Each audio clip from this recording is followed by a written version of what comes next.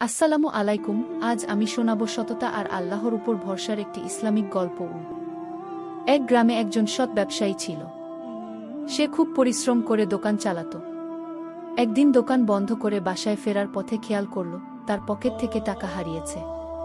সে দুঃখ পেল, কিন্তু বলল, আলহামদুলিল্লাহ, আল্লাহ যা করেন ভালো জন্যই করেন।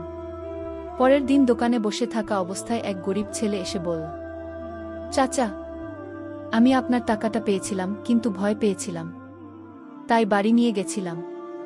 কাল রাতে আমি ঘুমাতে পারিনি, তাই টাকা ফিরিয়ে দিতে এলাম।